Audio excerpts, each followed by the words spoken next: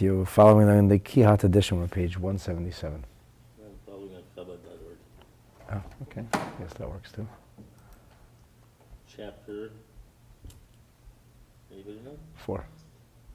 Chapter 4. But it's deep into chapter 4.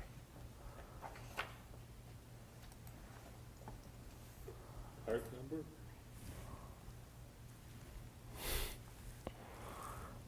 I don't know, Mark.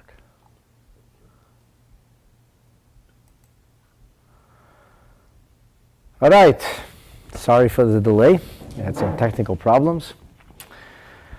Don't tell. Don't tell is the name of today's class. Don't tell anybody about all the problems we're having here, right? Okay, let's keep it to ourselves. Okay. This is a series, and the classes follow. One class follows the other. That has to be said. I still think that you can plug in at any point and gain and learn something, but it's best when one cascades into the other. So let me say this as a little bit of a preface. Bitachon, trusting in Hashem. I keep making this promise that we can conquer anxiety and we can actually be calm and cool and collected, leave everything in God's hands. And if you leave it in God's hands, you're going to be perfectly fine. Okay, that takes about 5 seconds to say. So why did one of the greatest sages who ever walked the face of the earth, and I'm not exaggerating, Rabbeinu Bachaya is like the greatest of the great. Okay, he lives 1,000 years ago, and his Sefer Chovos HaLevavos has been adopted really as a spiritual and theological Bible by virtually every Gadol B'Yisrael, every great Torah sage since. I don't know of anybody, shall we say, authentic or even reasonable who disagrees with the Chovos HaLevavos, which is pretty cool when you talk about Torah thoughts and Torah ideas. To have nobody disagree with something that's written is quite remarkable, because we're Jewish people. We disagree about everything, and Torah is filled with diversity. I don't know of any major disagreements with the Chovos HaLevavos. Certainly not when it comes to the Sha'ar HaBitachon, and minor, mamash minor, disagreements about some of the details, but as a rule, what Rabbeinu Bachaya says goes. And it sounds very simple, but clearly it's not, because he spilled a lot of ink on this treatise, especially on this gate of trust. So the premise has to be that Bitachon is a very powerful thing, and it can literally enable you to rid your life of any frustration and anxiety. But it is not a simple thing. If done right, this can help you. But if it's misapplied, it can either not help at all, or it can make things worse. Which shouldn't scare us off from trying. It should make us, it should motivate us and make us excited about learning how to do this right. So, simply stated, in the Sha'ar HaBitachon, he troubleshoots. He goes through situation after situation after situation. He said, okay, how would you have Bitachon in this situation? How about in the next situation? And what happens if you misapply Bitachon? Well, if you misapply Bitachon, then you can't expect Bitachon to work.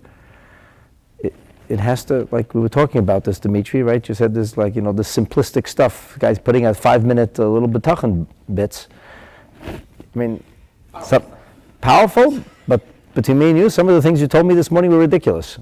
And maybe you're not saying over what he's saying, or maybe he's not meaning what he's saying, but it doesn't work out. Over the last couple of episodes, we dealt with a major issue, almost like what we would call it's like a collision between two important parts of Yiddishkeit, and they are Bechira and Bitachon. Bechira means choice, and Bitachon means trust. And Bitachon and Bechira, when we think about it, seem to be on a collision course. Because the meaning of Bitachon, of trust in Hashem, is that I'm ready to place things in Hashem's hands. And because I place it in Hashem's hands, I am able to rinse my hands of responsibility. This is not my problem. This is God's problem. Why should I worry about it? Let God worry about it. And that's okay. It's okay to say, let God worry about it. I'm not going to worry about this. Unless, of course, if you're supposed to do something about it. I'm not going to say you're supposed to worry about it, because worrying accomplishes absolutely nothing. A person will say, well, I worried for 3 hours, and now what? And now I'm that much closer to solving the problem. Nobody will ever say that. Because worry doesn't bring anybody closer to anything other than lack of good health. Anxiety leads to stress, and that kills people. So worrying doesn't accomplish anything, but inaction is really the issue. If a person, because he or she worries, is impelled to act, that could be a good thing. And if he or she deciding not to worry, not to be anxious, and therefore not to act, that could be a very bad thing. Especially if you're supposed to do something about it. And this is where Bechira and Bitachon are on collision course, because Bechira means the freedom to choose. And the freedom to choose means that inasmuch as God knows what I'm going to choose, and one could argue that everything is predestined, and many people did argue this. And Maimonides himself, Rambam himself, says that it's not simple to balance these two, these ideas of God's being all-knowing and us having freedom of choice. But ultimately, just as we do not understand the meaning of God knows, because what we call knowing and what God calls knowing is definitely not the same. What we call knowing is something that we came into. We came into knowledge. We learned about something. And because we now know about something, so now we are able to relate to it in a particular way. But in order for us to be able to know something, there had to be a time when we didn't know it. That's what we call knowledge. But God can't have that, because then it means there's a time God didn't know it. And there's a past and a present and a future, and none of that applies to divinity. So just as we don't even know what it means when we say that God knows, our knowledge is merely a metaphor for the concept of God's knowledge. So too, when we speak about God knowing and why God's knowledge doesn't get in the way of our Bechira, there's an element of faith, because Torah says it so.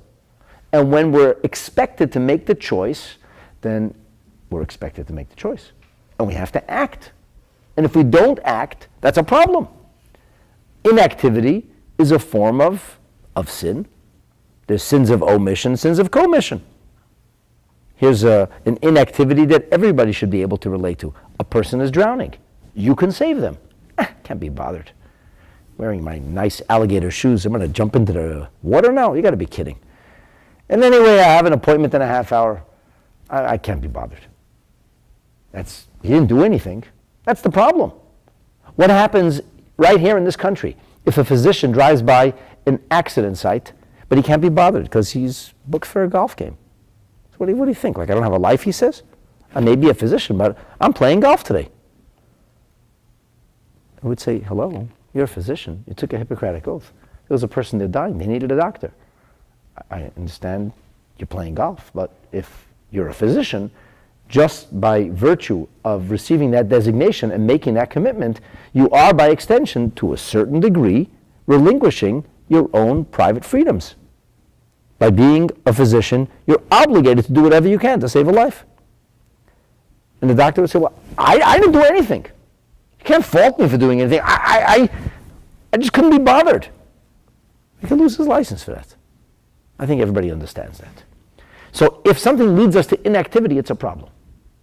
And if Bitachon leads us to inactivity when we're supposed to do something about it, not only it doesn't bring us closer to Hashem, and not only it doesn't bring us greater blessings, quite the contrary. Bitachon becomes the catalyst for what we would call a sin of omission. That a person didn't do what he was supposed to do because he blamed it on Bitachon. So we have a problem. And Rabbeinu Bachaya kind of works out the issue. These two, Bitachon and Bechira, on collision course. And he explained to us that even when we do a mitzvah, we aren't being remunerated or rewarded for what actually happened, because that was in God's hands. What we are being remunerated for, and what Hashem does value, is our choice to act, and then our efforts to try and succeed. And as long as we tried, and as long as we made the effort, Hashem is pleased. And if we have the zechut, if we have the merit, the mitzvah even happens. A simple example is the mitzvah of having children. It's a biblical mitzvah. It's the first mitzvah God speaks about in the Torah. What if somebody tries very hard? Hashem didn't bless them with children. Does that make them sinful? If a person chooses not to marry and chooses not to get involved in having children, or says, we're going to be married, we're not going to have children because we want to have a fun life and children get in the way. It's not what we're looking for. I meet young people like this all the time today. It's not what we're looking for. Thanks, Rabbi, but we're just, we have different desires for life. It's not what we're interested in. That's a problem. But some of the greatest tzaddikim didn't have children. Does it mean that they did a sin? Chas v'sholom. That makes no sense. A person can make the effort. The mitzvah of having children ultimately is the mitzvah of getting married and doing your part in trying to build a family. The rest is in Hashem's hands. That's not different than any other mitzvah. Every mitzvah ultimately is in Hashem's hands. So you can't be rewarded for what happened. You can be rewarded for making the effort. Then we complicated things. The plot thickens. So what happens if it's not just my choice, but there's like moving parts here. I have to make a choice, and other people have to make a choice. They're also part of this Bechira business. They also have a choice to make. So my choice is to choose and point out to somebody what's right or what's wrong, and try to encourage them to do the right thing. And their choice is to choose to do the right thing once they became aware of what the right thing is, to find the gumption and the courage and the strength to follow through with action.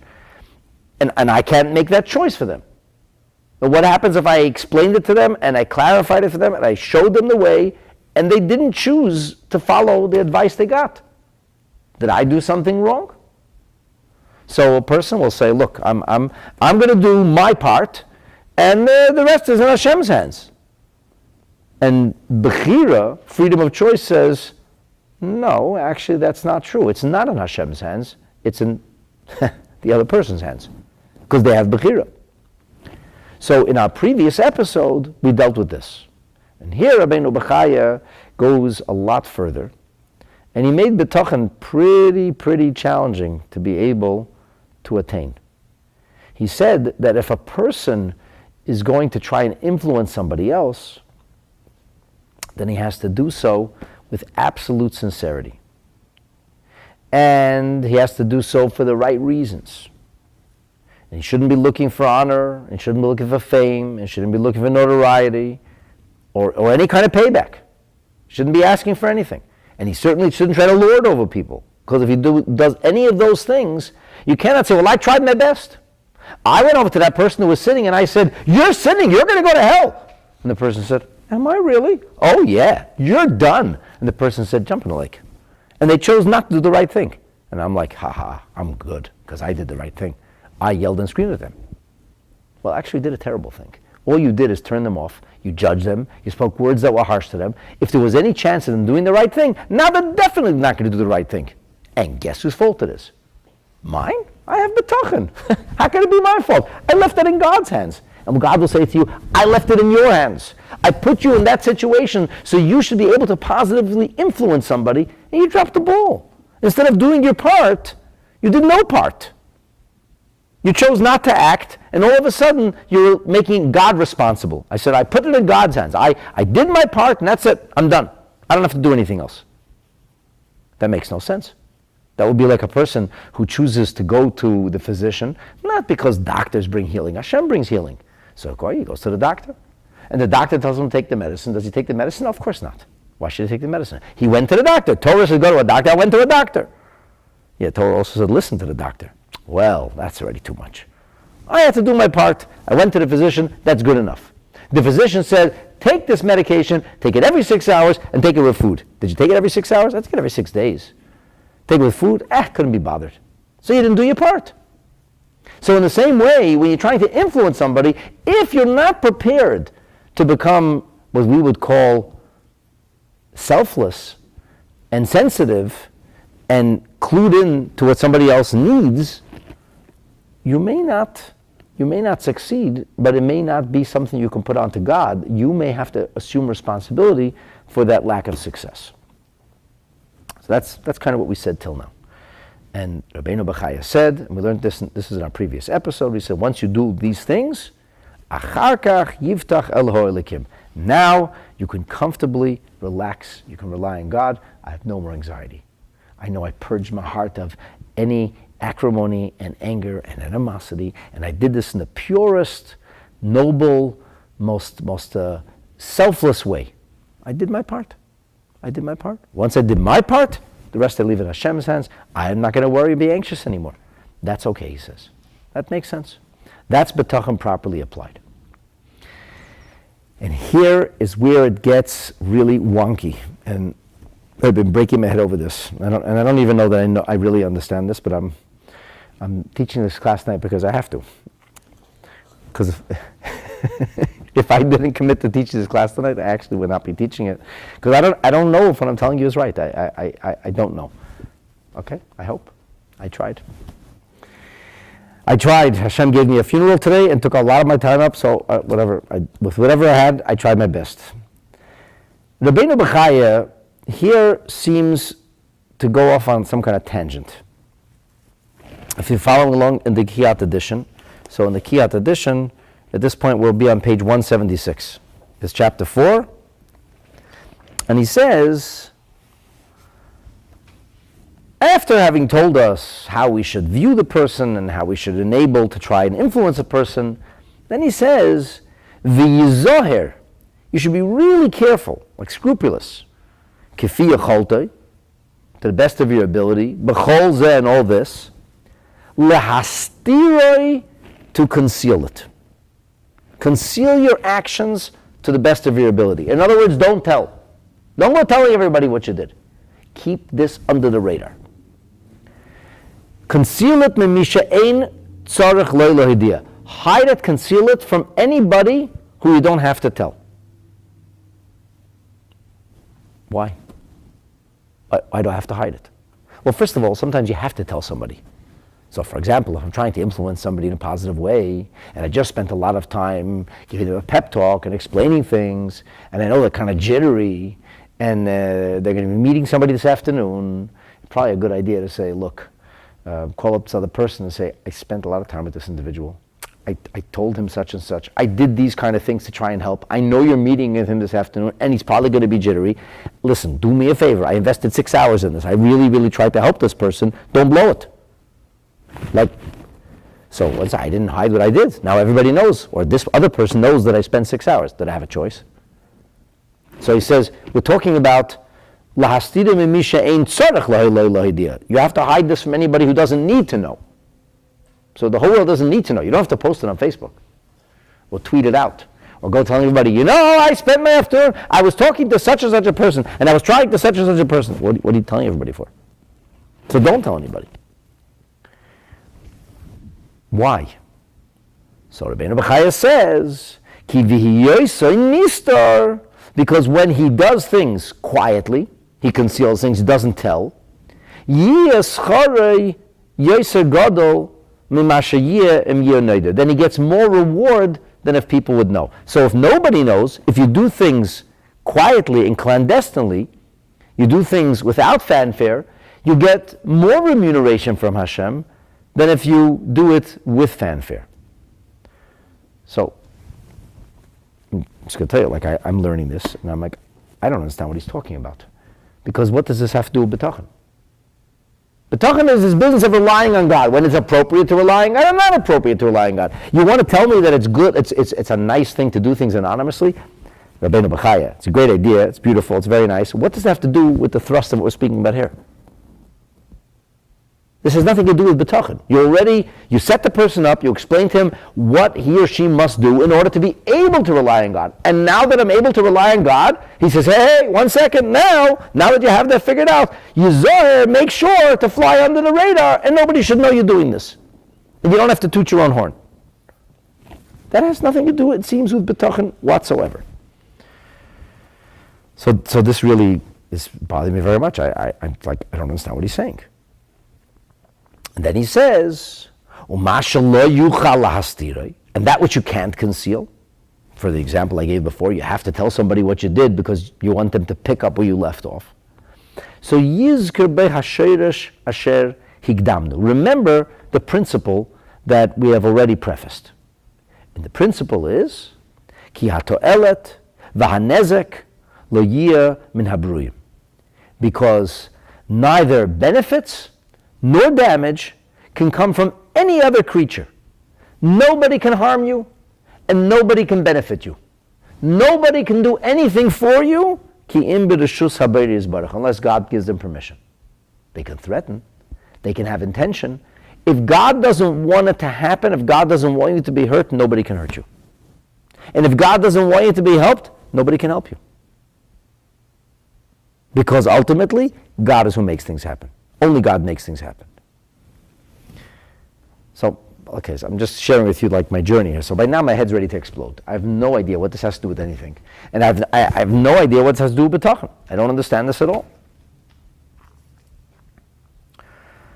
So, the good news is that there are a lot of smart sages who spent a lot of time in this book trying to figure it out before me. So I started looking at some of the commentary written on the Sha'ar HaBitachon to try to figure this out. So the Neder Bar Kodesh puts it this way. He says that this business of the Yizahir is Noisaf ala Bitachon. In addition to the trust that you place things in God's hands. What does it mean you trust? So if somebody wants to achieve something, and he worked really hard on it, what's in your head now? You worked really hard, you wanted to succeed doing something, you made all the efforts, you set everything up. What's in your head? Huh? How do you know? How do you know you're going to succeed? You can't be sure. So most people are anxious. I did all these things. I don't know. I don't know if it's going to be successful. So they're filled with anxiety now. They made all the right moves. Can I just put it in God's hands? Or not. Or they made the wrong moves. We talked about that many an episode ago. How do you know you're making the right moves? So when it comes to material things, whether it's business or medicine, there's a whole separate set of variables. Because over there, we actually don't have the Bechira issue. Over there, we don't have the freedom of choice issue. Over there, we just said we're supposed to follow a certain protocol. And as long as you follow the protocol, you leave it in Hashem's hands.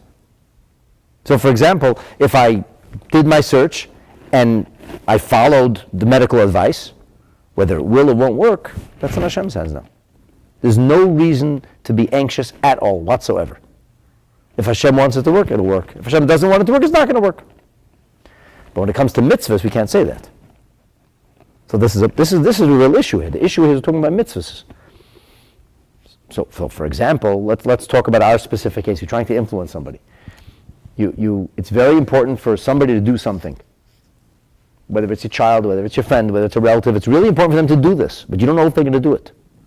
And you muster up every ounce of wherewithal, and you come up with the best strategy, and you explain it to them and clarify. You did all these things, and then you did your part, and now you're anxious. What's going to happen? Is this person going to make the right choice? And so, what are you anxious about? Leave it in God's hands. What I'm anxious about? I'm anxious if he's going to make the right choice, and I can't leave that in God's hands. True. You can't leave that in God's hands because that's in their hands. But you have no reason to be anxious because ultimately you have done your part, and as such, the Bitachon thing to do is to leave the rest in Hashem's hands and in that person's hands. And if they choose to make the wrong decision, you can't change that.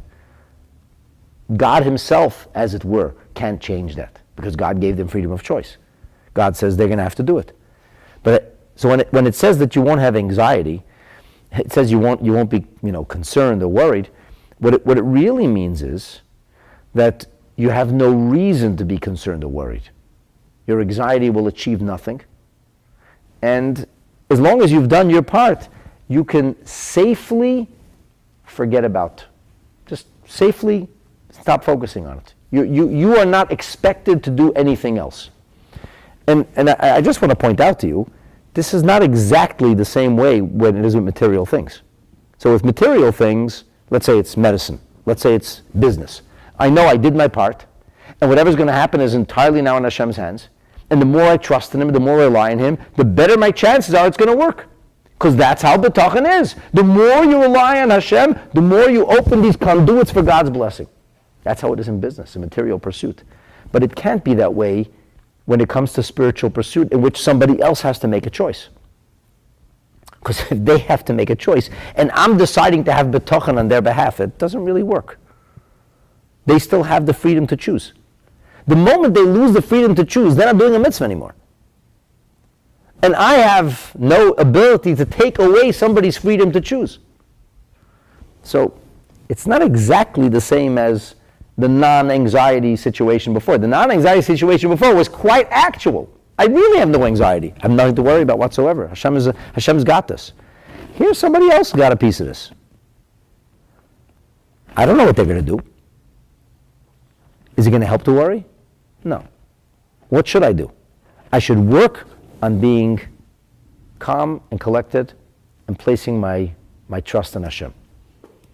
And Hashem will do whatever Hashem does to make this work as best possible. And in the end, they have to make that decision. So we're already at, so to speak, a disadvantage. You have a question? Yeah? So what if you're anxious that have you done enough? Have I done This is a very good question. So that's actually the kind of thing Rabbeinu Bachaya spoke about. The previous episode was, how do I know I did enough? How do I know I did? So there's a methodology to it. And if I follow that methodology, and I know I've done enough, then at that point, I just move on to the next thing. That's a very good question. I would say to you, for a person to know that he or she has done enough, they need to have professional help, and they need to have spiritual guidance, especially if it's a question of Torah mitzvahs, where a person needs maybe to hear from somebody else who's objective, you've done enough at this point, just leave it. What if you have many responsibilities and not enough time to do more? You're describing my life now? Probably is part of it. Listen, I think that we have to do the best that we can with what we have, and I guess at some point leave that in Hashem's hands. But you know, if you're putting me on the spot, I'm going to tell you that people ask me sometimes questions about Bitachon, and I'm saying, I'm not sure yet. I didn't finish the book. I'm working my way through this. Like I don't have this all figured out. And I also have discovered that the things that I taught many months or even years ago, I have to go back and learn again, because Bitachon is something that you have to constantly work at. This is a constant thing. It's an ongoing journey. So first you have to master the book. So I'm working on that. I'm working on mastering the book. Sorry guys, I don't know everything. Like I'm working on it. And this is a new detail. But Rabbeinu Bachaya is so meticulous. He's so painstaking. He literally goes through circumstance after circumstance, situation after situation, and he clarifies it. That's why you need to learn this. That's why I was telling you that those Bitachon bits, whatever, like. I don't know. I don't know if they're going to work. I don't think that there is a silver bullet here. I don't think there's an easy way to do this. I really don't. I think you have to take the time to think this through, work it through, and then apply it. And it can work, but it's not easy. All right, so getting back to our point there, instead of going in circles. By the way, just parenthetically, since you're asking about that, what happens if people give you grief? How do I get around the grief that I'm getting, the frustration and the intransigence of others? How do I get around that? I hope he talks about it. I'm not sure yet. We're getting there. I don't know. But I want to know what he's saying now, because I don't understand what Rabbeinu Bachaya is saying now. He says, the Zohar, I have to be very, very careful about keeping this under the radar. And he's telling me because I'm going to get a bigger reward if it's a secret. Okay, that's very nice. It's very nice. That's a general concept that the less something is well known, the more it's valued in Hashem's eyes. And there's a statement made in Hayom Yom that early Hasidim were very careful to cover their tracks, and they were cunning in their piety. And that the meaning, the Hasidic interpretation of being orum, of being cunning in piety, b'chasidus means that a person makes every effort to try and conceal the things that he or she is doing to serve Hashem. So people shouldn't say, wow, look at that guy, or look at that woman, she's doing such amazing mitzvahs. They're fantastic. And you're like, I don't want to tell anybody, but your links for half year, do they know yet? Did they hear how fantastic I am? Did you know about all those things? That's not good. That's not good. The really best way to serve Hashem is not to publicize things. Now there is a big proviso to this. We'll learn about it later. There's a famous story that somebody asked the Rashba. Let me back up a second. So there was an issue in a community where somebody was being asked to donate towards doing something, creating something, and he didn't want to do this mitzvah because people would know, and he wanted to do it anonymously, and the communal activists maintained that if people would know about it, then they would be inspired to follow suit. And he said, I don't want to give away my mitzvah. My mitzvah is anonymity. I don't want to lose my anonymity. So they asked the Rashba, they asked Rabbi Shlomo ben Avram ben Aderet what to do. And the Rashba said, mitzvah lefarsem osei mitzvah. It's a mitzvah to publicize it. Why? He says, because it's not about you and your personal piety, it's about what's more efficacious. And if more people will be inspired to do more good things, so be it. This is a maxim that is encapsulated in an interesting story where a fellow would teach Chassidus, and he was very influential, and he was very well spoken, and he felt he was making a real impact, but then he felt good about himself, and then as soon as he would feel good about himself, he would feel bad. So he went to the Mittler Rebbe, and he asked the Mittler Rebbe what to do. He says, I teach, so they're gaining, but I'm losing. He says, my character is being damaged by these activities. So the Mittler Rebbe said, Atzibula is often der Veren, aber Chassidus also Chazan. You should become an onion, but Chassidus, you should continue to teach. So it sounds very strange. What does that mean, become an onion? So the Rebbe once explained it. The Rebbe said that an onion isn't eaten like an apple. Onions are not very savory if you have the whole onion. Nobody bites into an onion. But if you take an onion and dice it up into little pieces, and then you fry it, it's delicious. So what the Rebbe was saying to him is, your arrogance is a problem. Chop it up in little pieces. So you need to work on breaking down your own feelings of self-adequacy or self-aggrandizement. But a little bit of pride in what you do doesn't have to be a bad thing. So if by publicizing something, other people will be inspired to do it, then it's actually a good idea. Not because it's going to bring you honor or glory, but because it's going to make a bigger difference. Okay, so getting back here, this is about Bitachon, and so the Neder Bakodesh says clearly, Noisef ala Bitachon. This is in addition to the Bitachon, in addition to the trust I have in Hashem. That Hashem is sheyashlim ha'maaseh shebacha la'atzmai. I made the choice. That's good. I did the right thing. Wonderful. Now I believe that Hashem is going to finish things off for me, bring it to fruition. So in addition to that, you should try to conceal this from other people. But here he says something very important. He says, why? So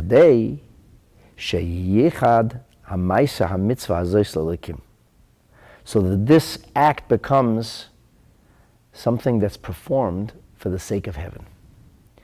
And it becomes an altruistic act rather than a self-serving act. And here I think we're starting to touch upon something, because Rabbeinu Bachaya said in the previous paragraph, he said that when you do whatever it takes to try and influence somebody, so you have to do it for the right reason. Why? Because influencing other people is a very difficult thing to do. And the moment they feel that you are influencing them, then it becomes a battle of wills. It becomes a confrontation of egos. You're telling me what to do. Who are you to tell me what to do? And people respond in a negative way. Our sages said, Dvarim hayotzim min halev, nichnasim el halev. If a person is sincere, then sincerity has a way of bringing responsive a reciprocity and a positive response. People respond to sincerity. Even if the person who is making the ask or reaching out isn't very articulate or isn't very glib, but if they're sincere, it makes a world of difference. And people pick up on sincerity.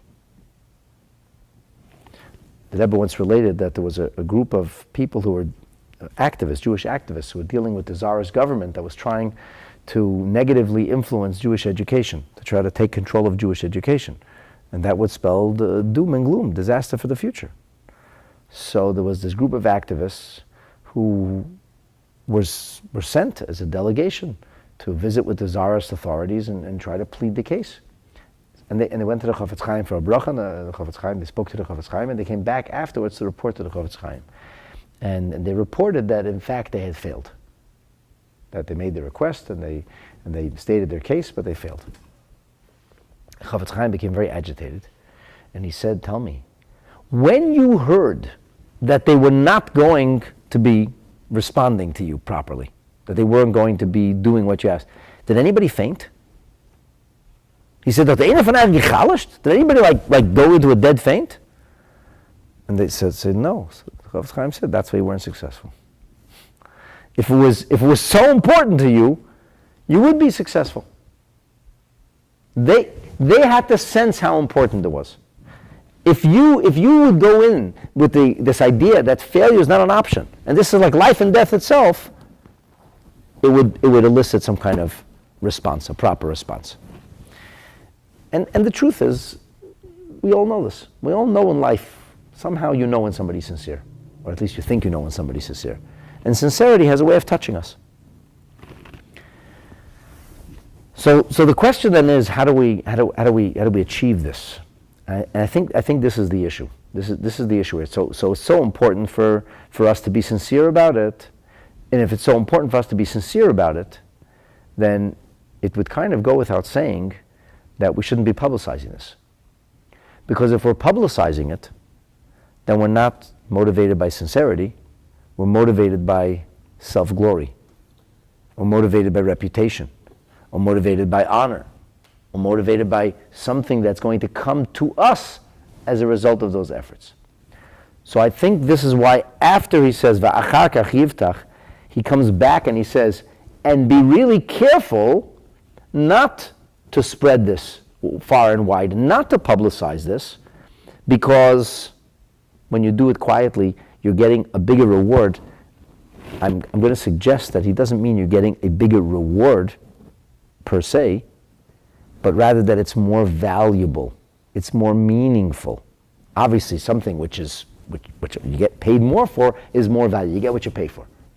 So a person will say, for example, "Why did you go to school to do this extra layer of a degree?" I said, "Because I want to get a better paying job."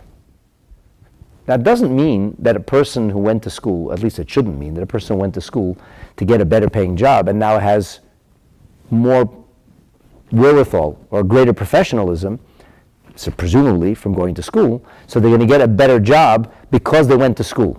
They're going to get a better paying job because they're better at what they do. And the training is supposed to make you better at what you do. Now, does that actually work out? I don't know. Supposedly, if somebody has better training, if somebody is better equipped, they'll do a better job.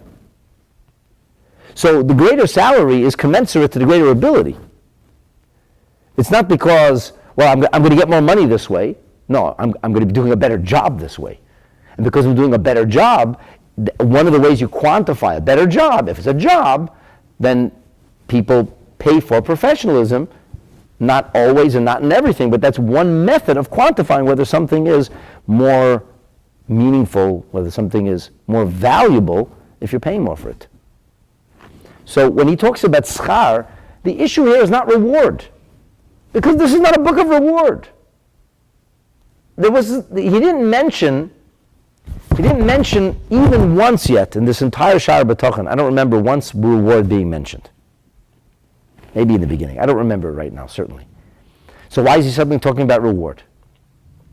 He's talking about reward because it means that those efforts are more valuable. And because we spoke about this idea of sincerity, and we elaborated on in the previous episode, Rabbeinu Bachaya says, in order for me to know that what I'm doing is actually sincere, I have to be doing the best of my ability, so indeed it should be sincere. Indeed it should be so. Well, in that case, why didn't he talk about that before? Why is he talking about it now? So I think the key is this. What we spoke about before is not negotiable. That is to say, that when a person is going to make the efforts that will allow him to leave it in God's hands, because I did my part. When the Rabbeinu Bachaya said he has to be tzoifen bilvavai, and when he said that a person has to do it for the right reasons, and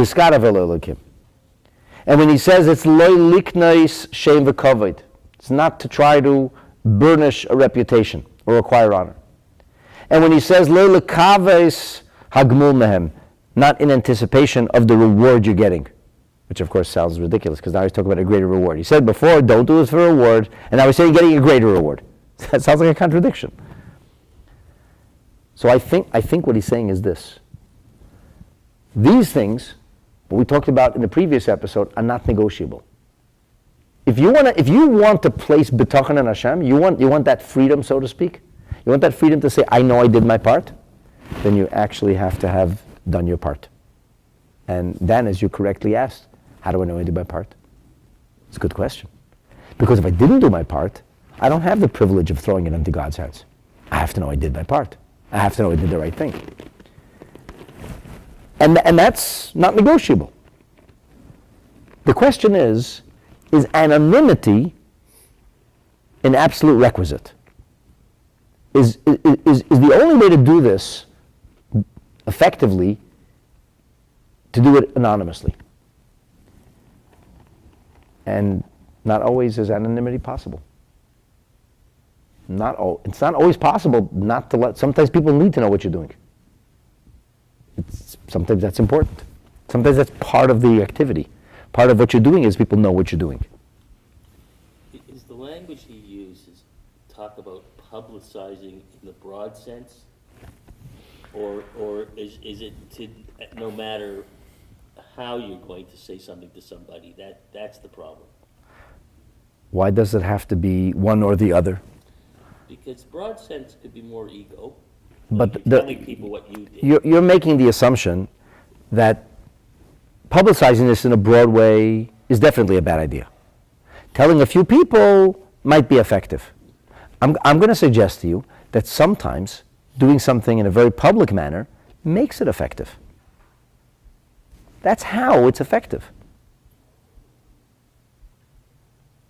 You know, like if I want some feedback on what I did, I might talk to somebody. You might need that feedback to know if what you're doing is effective or non-effective. Right, and that would be on a small scale, one-on-one. And sometimes the only way to get big feedback that's really meaningful feedback is to go big. People put up polls. That might be necessary. If that's necessary, then you shouldn't do less than what's needed because, hey, I want to be anonymous. In other words, this business of anonymity is not an absolute.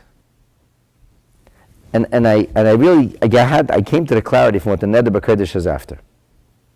So he says, Umasha lo yochol lahastirei, what the Rabbeinu Bachaya continues, and that which can't be concealed.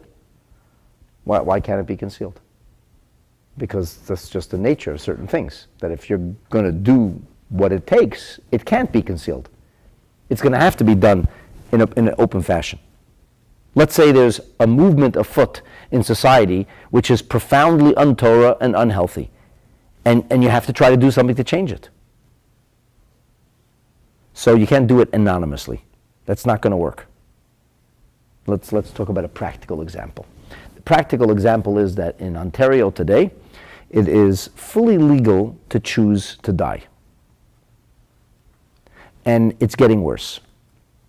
They're talking about legislation that children should be able to make such choices without telling their parents. So, we're supposed to just watch this happen? Yeah, it's okay. 13% of all deaths last year in Ontario were self-inflicted. It's a very high percentage. That means more than 1 in 10 people. And in the next year, it skyrocketed. It's much higher now. So something has to be done. And anonymity is not going to be an effective way. So I'm actually, sitting with some colleagues trying to figure something out. But anonymity is not going to work. It's going to have to be public. There's going to have to be some kind of hue, some kind of outcry. And you have to think about what is going to be efficacious. So the question then is, 1 second, but if there's going to be, it's not going to be anonymous. Well, if it's not going to be anonymous, now all of a sudden it's public. If it's public, you might get credit for it. You might even feel good about it. Uh-oh, it's not going to work. It's not going to work because they have a choice to make. If somebody else had a choice to make and you didn't come out with the full sincerity because now suddenly it's being spoken about. Listen what the Neder B'Kodesh says. He says, the things that you can't conceal, it. It's not going to work. It has to be done publicly. He says, then go back to the principle which we have already articulated before. What was the principle? The principle is that kol hato'eletz v'hanezek v'yiyah min habruyim. Nobody can make things succeed or fail. Success and failure is always in Hashem's hands. And if I put myself out there, all of a sudden I'm going to be within the crosshairs of who knows who. I don't want to do that. Well, who should do it? Nobody wants to be put out there, so to speak. Or maybe if I publicize this, maybe people will do something good for me, or maybe I'll be able to cash it in, so to speak. So Rabbeinu Bachaya says, remember this. Nobody can give you anything that God doesn't want you to have, and nobody can harm you if God doesn't want you to be harmed, and nobody can take anything away from you if God doesn't want it to be taken away. That's what we believe. Yeah, but what about the freedom of choice? They have the freedom to choose badly. They do not have the freedom to prosecute their bad choices to the nefarious end. They can try, but they may not succeed unless Hashem wants them to succeed. So it's actually not in our hands. It's like I'm worried about getting public and putting my name out there because then I'm going to be in a compromised position. Rabbeinu Bachaya says you're not going to be in a compromised position. Then I'm going to feel pride at what I achieved. You don't achieve anything. Hashem achieved. You don't achieve. You did the effort. You did the effort. Beautiful, Baruch Hashem. You did the effort. That's what counts. In other words, listen to what the Neder B'Kodesh says. This is like, it's like candy. It's great. He says like this. Pen yale al daitcha lahafresh atzmecha mitzvahs. Here's a person to come along and say, aha, you see that? If you go public, if people know about it, and then all of a sudden I'm sacrificing my, so to speak, soul. I'm losing my mitzvahs because now it's public. I don't want to do that. So this is, he says, the voice of the Yetzer Hara telling you that. The person who's going to separate from doing a mitzvah because it can't be done privately, it can't be done anonymously, and because he's going to have to sacrifice anonymity, you're afraid maybe you're going to be honored by people. And we know that running after honor is a very unhealthy way to live. So the Yetzer Hara comes along and says to you, why do you have to do this mitzvah? You know what? Because you have good reasons and intentions, separate yourself from it. Don't get involved in public affairs, and you'll be more meritorious. You'll be more righteous. You'll be more pious. You'll be more valued in God's eyes because you separated from doing this because you didn't want to lose your anonymity. And since you're going to have to sacrifice anonymity, sacrifice your own personal spirituality, so then bow out. Says the Neder B'Kodesh, what Rabbeinu Bachaya is trying to say to you is that these are important things.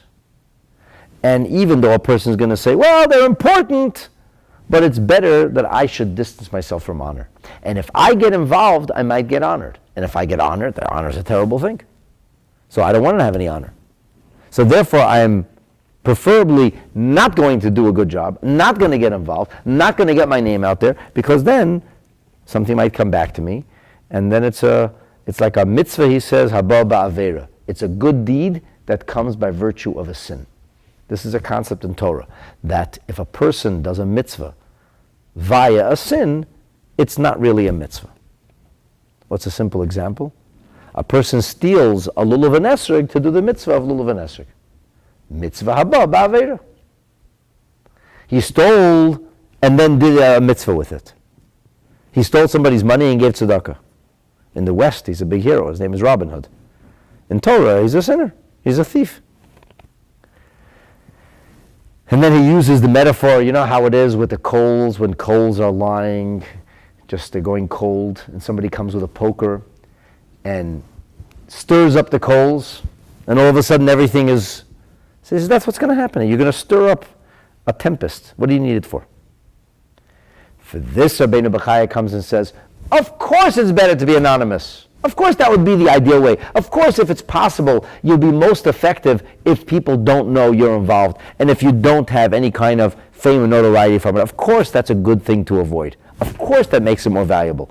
But if it can't be done, that's not a reason not to do what Hashem asks you to do. And on the contrary, you need to do what you need to do because it's the right thing to do. But what about so-and-so is going to harm me? Or what about maybe so-and-so is going to honor me and I don't want to receive that honor and I'm afraid to be harmed? So Rabbeinu Bachaya said, so keep reminding yourself the basic principle. And the basic principle, asher hikdamnu, is tayeles and nezek l'yiyah min haberuyim. Nobody can benefit you and nobody can harm you unless Hashem wants it to be. So you did your part. And here, interestingly, he very much is dealing with anxiety. He very much is dealing with a concern and a worry.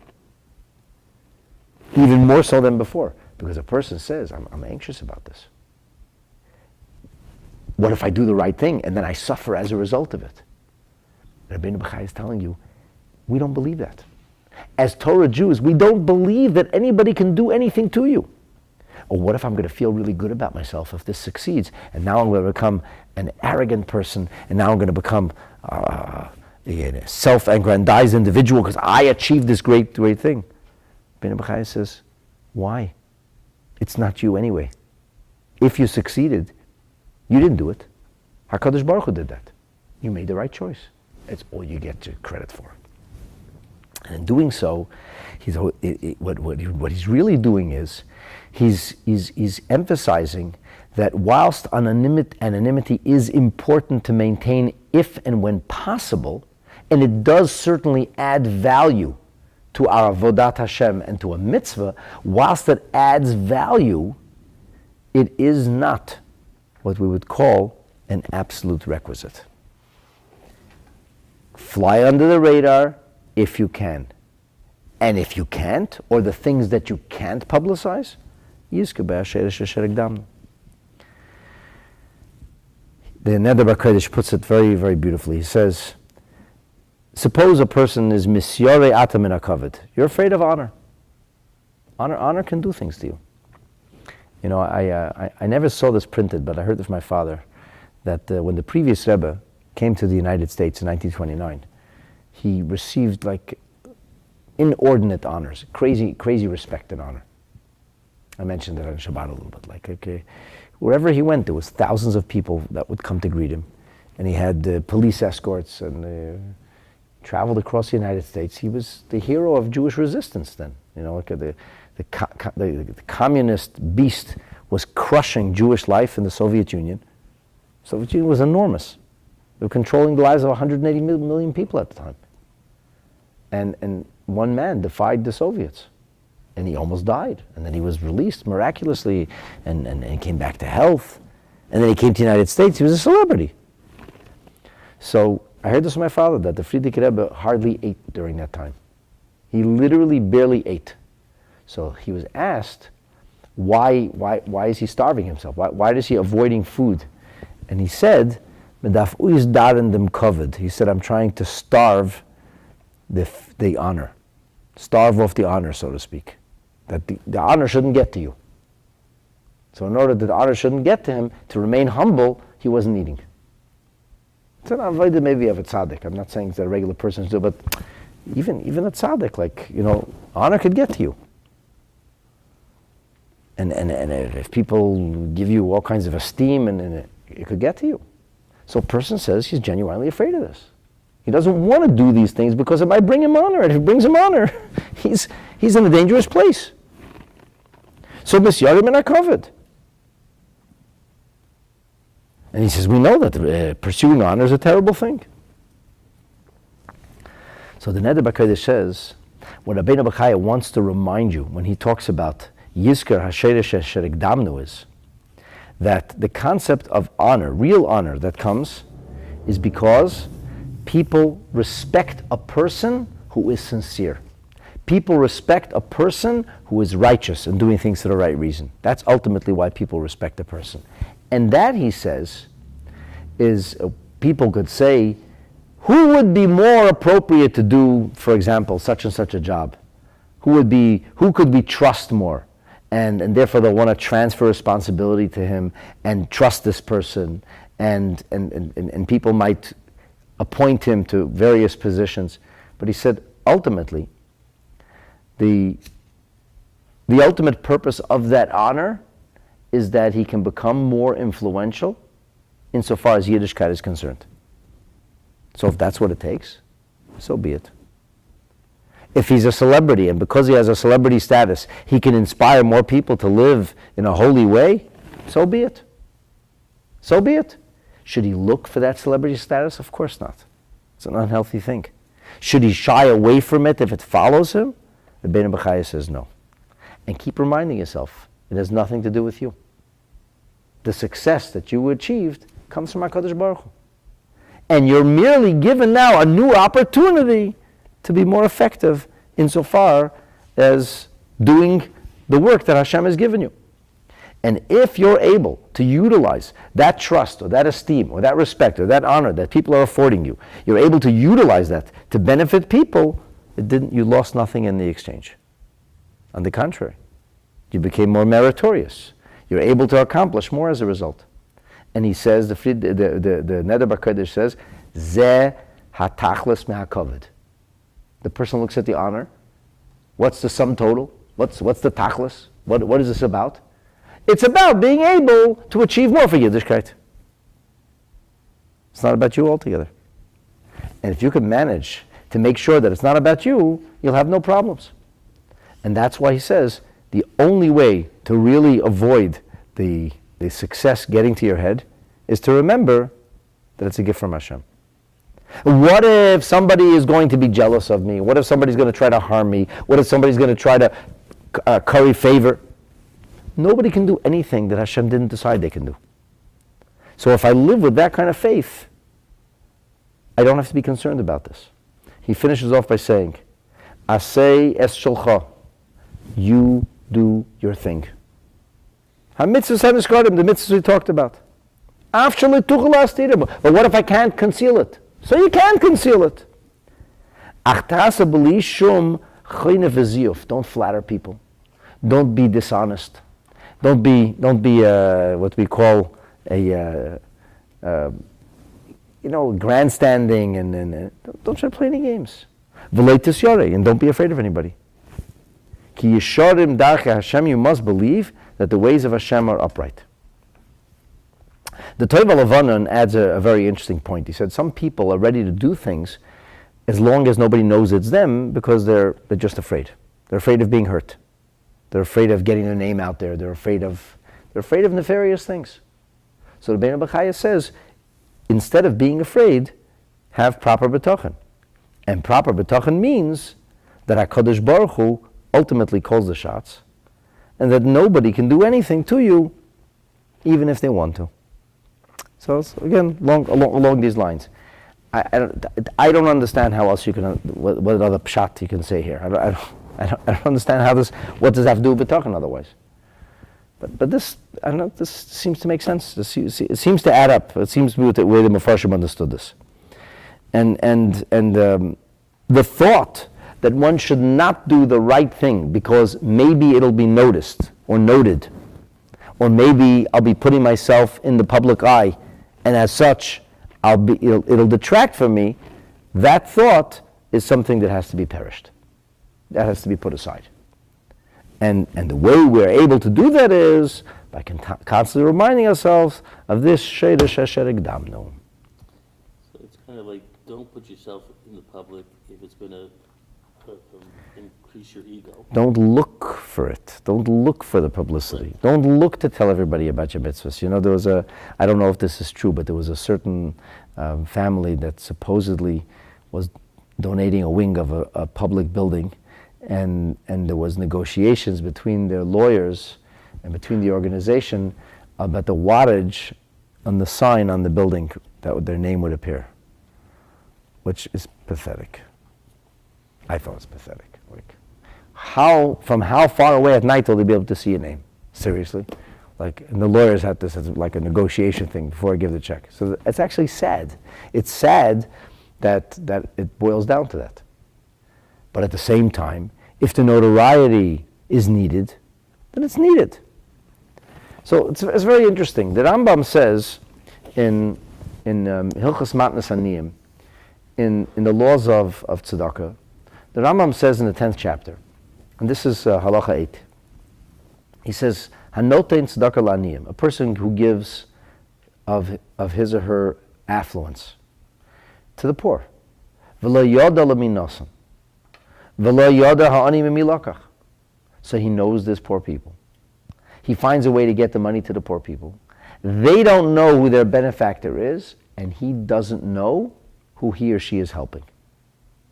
The Rambam says this is mitzvah lishma. This is a mitzvah for the sake of the mitzvah. And he says this was in the Beis HaMikdash, there was something called Lishkas Chashoyim. There was a fund, a secret fund, a quiet fund. And this quiet fund was what tzaddikim, righteous people, would give, and aniyim, b'nei tovim, good people, decent people, impoverished people would receive. And the Rambam says putting in a tzedakah pushka is similar to that. But he says just make sure you know that the people who are actually administering the tzedakah are doing the right thing. Because otherwise, that's not good. He talks about the integrity of whoever it is directing the charity. So the Rebbe points out that there is a big difference between tzedakah and hospitality. Achnosas orchim. When it comes to tzedakah, the most important part of tzedakah is that the person who needs should have his or her needs looked after. Person has to pay for their rent, they need to pay the rent. So if you're able to get the money to them and they're able to pay the rent, that's wonderful. They had needs, the needs are taken care of. There's that famous story from the Rebbitzin, where the Rebbitzin used to drive to get some fresh air later on in her life, and once the way they used to go, it was blocked, orange signs, detour. So they're going on a detour. And as they're on this road, they hear yelling and screaming, and she asks the driver to please go out and find out what's going on. So Rabbi Halberstam goes out, and he comes back to the Rebbitzin, and he said, it seems that there was people who couldn't pay their rent, and they're being evicted. And the Rebbitzin said, go back and find out how much it was. And he came back, and it was a significant sum. And the Rebbitzin said, ask the landlord if he'll take a personal check. And he came back and he said, he'll take a personal check. The Rebbitzin wrote a check for the whole amount, and then she told the driver, drive away from here as quickly as possible. They shouldn't see who gave the check. And later she explained, he asked her, like such extraordinary generosity of people you never knew or saw. And the Rebbitzin said that my father, the Frierdiker Rebbe, taught me that everything is b'hashgacha pratis. And to believe in hashgacha pratis means you know that if the road is closed and you're taking a detour, there's a reason for that. So she said, I was right away, as soon as this detour, I'm thinking the lesson I learned from my father, there must be a reason for this. And since the road is always open, and only today was there a detour, and only today the story happened, it must be that it's supposed to be my mitzvah. So the people didn't know who wrote the check out for them, and she didn't know who the people were, and that was the best way of tzedakah. How about hospitality? Hospitality is opening your home, welcoming guests. Should you do that with anonymity? You bring the guests in, keep them behind the curtain, give them food, shoo them out before you get to see them? No, on the contrary. When it comes to guests, when it comes to hospitality, which is the midah, the teaching of Avram and Sarah, it's very important to show that you care about your guests. So much so that an important component in hospitality is not only feeding your guests, but also walking them out. Why? As the Rebbe explains in another one of his ruminations, because when a person had a meal and then walks out of the house themselves, they feel kind of less than good, less than wanted, less than valued. But when you escort your guests out, it gives them a good feeling. And that's why we said Avraham Avinu made an Eshel, Achila, and Leviah. Shatia, he gave people to eat, and Leviah, he accompanied them out. He walked them out. Why? Because it gives you a sense of being valued. It's about a person feeling good about themselves. So whilst when it comes to tzedakah, there's a tremendous virtue in anonymity, and we want to preserve people's dignity, and when people know who they're taking money from, they feel like a charity case, and that's a terrible thing. But conversely, when it comes to another mitzvah which is similar, it's a giving mitzvah, but hospitality is not about being impoverished, it's just about, you're a stranger now. So when people are kind and hospitable and welcoming, anonymity is not a virtue there. On the contrary. A person should feel valued and feel important and feel appreciated. So it's the polar opposite. A person will say, but if I'm going to be generous and I'm going to be hospitable and I'm going to invite people in, who knows what people might say about me? They might even say I'm a good guy. And maybe I'll get credit for it. So I don't want to do that. So what would be the result of his desire to maintain anonymity? The result would be that people wouldn't have a table to eat at. That's not a good thing. But what if I'm going to lose something in the exchange? So Rabbeinu Bachaya reminds you, don't feel so proud, such great pride in your accomplishment. The shedek. Anonymity is an important part of Yiddishkeit. It is not the most important component. And this business of influence does not rise and fall on concealing one's deeds or remaining anonymous. And that's an important point. So before, what he said is absolute. Like you asked, how do I know I did enough? Here's the metrics. Check it out against the metrics that he laid out. Now what he's saying is that when it comes to something that requires publicization, on the contrary, it might be a very good idea. So there's a very interesting ruling of the Ramah, which is found in Hilchos Tzedakah, that even though the Ramah says that a person, the Bet Yosef brings down the different the levels of tzedakah that the Rambam talks about, and then the Mechaber, the Shulchan Aruch says that the lowest level, he's quoting the Rambam, is when you give and you give it a sad face. You're not happy to give. You give feeling miserable. So the Ramah adds very important words. He says, "Va'al kol ponim lo yispoil ha'adam b'tzedakah." A person shouldn't feel prideful about his tzedakah. You shouldn't say, I gave you tzedakah. Don't forget. Remember when I gave you tzedakah? You were needy. I gave you tzedakah. V'mispoil, and if he goes around strutting like a peacock, telling everybody the tzedakah he gave, lo daye she'edim mekabel schar, not only doesn't receive reward, he might even get punished for that.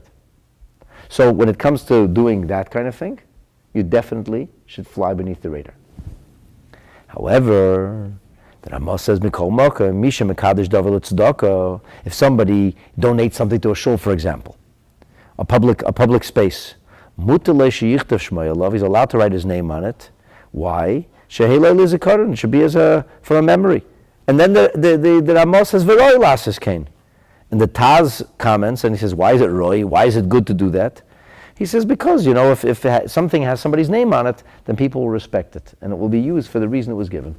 But if it doesn't have a name on it, then who knows? Then somebody might just decide to usurp it or take it away, and that wouldn't be good. So the fact that there's a name on it enables or ensures that it remains the way it was supposed to. It's used for the purpose it was designated to be used. Michael David wants to know if anybody wants to anonymously sponsor the class. You're funny, Michael David. Okay, so any questions here that I have to respond to? All right. It seems like some of you had a hard time hearing. I hope you're hearing.